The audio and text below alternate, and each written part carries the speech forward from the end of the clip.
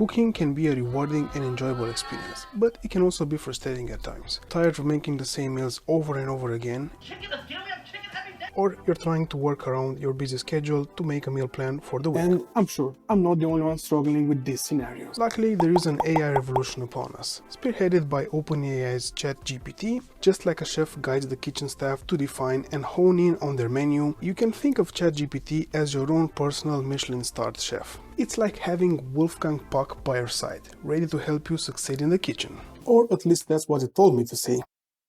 Let's put that to the test. So first scenario is something that I think everyone has found themselves in. Maybe you're hungry, you just want to cook something really quickly, you don't want to order out, you just have a few ingredients in your fridge. I ended up looking at a few recipes and there's always at least one ingredient that I don't have. I'm too lazy to just actually go and buy it. Let's call it emergency cooking. I'm hungry and all I have in the fridge are eggs, cherry tomatoes and some pita bread.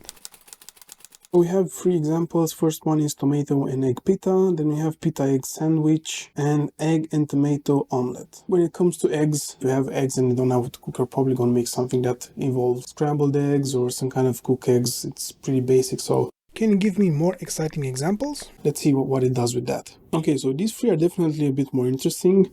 It does have a few more ingredients than what I told it, but you would expect to have if you have a decently stocked pantry. Give me step-by-step instructions and a full ingredient list for recipe number 2. Okay, we have step-by-step. We have the list of ingredients. That's nice. Let's review the list to see if it makes sense. 4 pita breads, 1 pint of cherry tomatoes diced, 1 pint. Why would you use pint to measure your cherry tomatoes? At a glance, it sounds like a pretty good list of ingredients. Nothing seems like it's too much of it or too little of it. I want to try something different. So let's say that maybe you like this recipe, but maybe you want to add a bit of a special ingredient in it to make it a bit different. How can I integrate miso paste into this recipe? So of the list of ingredients, 2 tablespoons of white miso paste sounds a bit too much. Let's see where does it integrate it. So in a pan over medium heat, add the olive oil, garlic, chili powder and miso paste. Cook for 1 to 2 minutes or until flagrant. So it seems like it used miso paste as you would normally use curry paste. I haven't used it like that before, but 2 tablespoons of white miso paste sounds a bit too much. Miso paste is very flavorful and also very salty. So I'll probably do it first with 1 tablespoon and then see how that goes. Instead of looking at one recipe that you can do, maybe you want to make like a meal plan. I think meal planning is something that takes a lot of time. You have to just sit down and think about what you want to eat. Maybe there's something that you need to do in advance. Write me a meal plan for a full week that uses in-season ingredients. And each meal takes no more than 20 minutes to cook. They all seem pretty easy to make. Like most of them are just really simple recipes, so that's great. Kind of respected the idea of 20 minutes, but what I've noticed is that each day uses slightly different ingredients. This is just going to generate a big shopping list. Condense the number of protein types for the whole meal plan to just 2. It tried to simplify it by just using chicken and fish, but most of it is just grilled chicken, which isn't a bad thing. Maybe you can just cook a bit more for lunch and then you can use it for dinner as well. Give me a shopping list for this meal plan without duplicate ingredients. 7 avocados. Oh my god, that's way too many. Why does it require so many avocados? It's nice that it basically expects you to use avocados in all the other salads and so on. Adjust the meal plan for a low-carb diet with less than 500 calories per serving. It adjusted everything based on the new instructions that I gave it. Just carbs for vegetables, which is always good. It has some benefits so far. I'm liking it.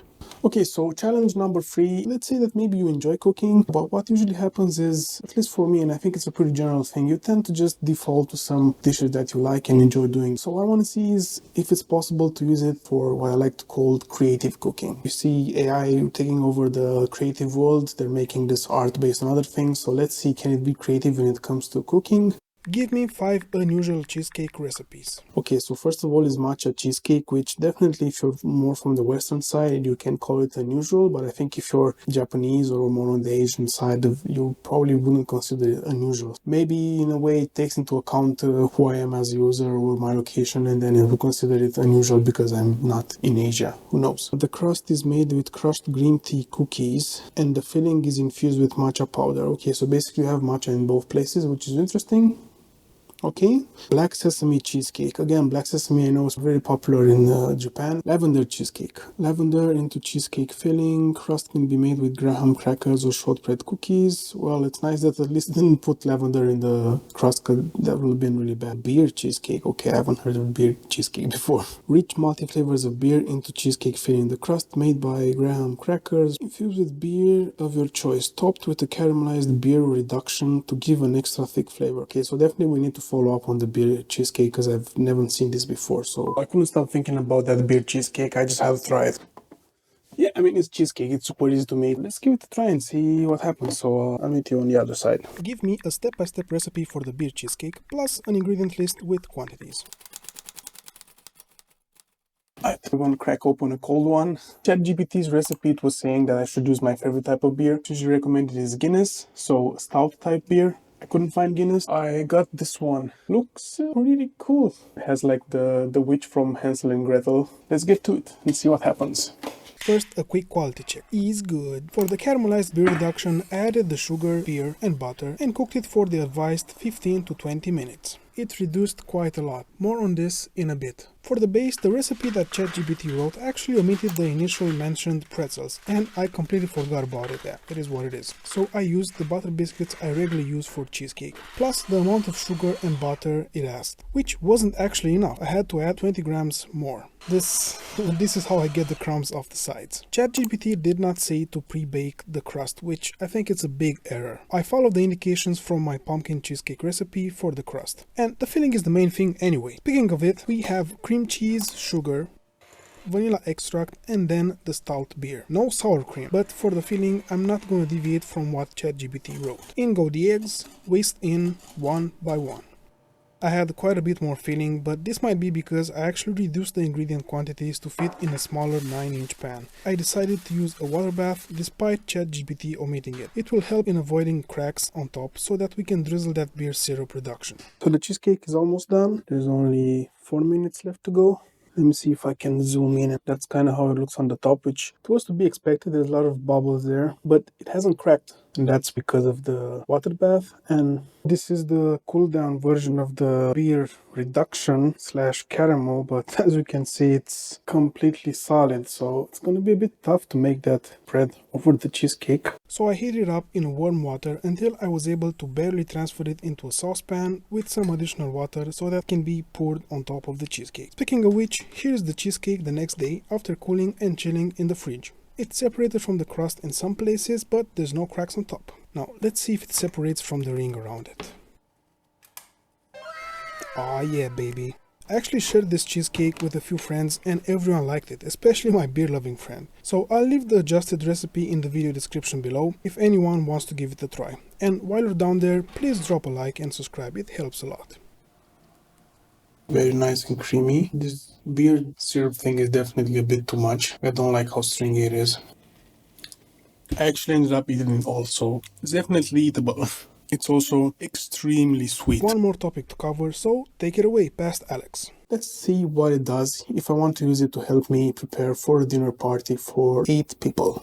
Give me a dinner menu for 8 persons that makes use of in-season ingredients. They all sound pretty appetizing. It did take into account the fact that if you're going for more people, you probably don't want something that requires you to do multiple batches of things. So in this case, grilled salmon, you can just put a big piece, or you can put all the salmon fillets on dish and cook it. Pork shoulder is just one thing you need to cook. What about recipes that can be prepared in advance? Make ahead casserole, a breakfast. In this case, I didn't take into account my previous prompt, like pre-chopped salad and soup. These aren't dinner ideas. First one, it just says breakfast in the name, so that's kind of weird. So from my point of view, ChatGPT is interesting. You can definitely use it. Maybe not to trust it completely for what it gives you. It's a way to maybe search a bit more contextual what you're looking for instead of just going through Google, where most of the times you see a lot of these bloated blogs. That's definitely a big plus. The limiting factor right now, of course, the tool as well, but it's also us as humans. It's about the prompt we give it. If you actually stayed until the end, thank you. See you in the next video. Bye.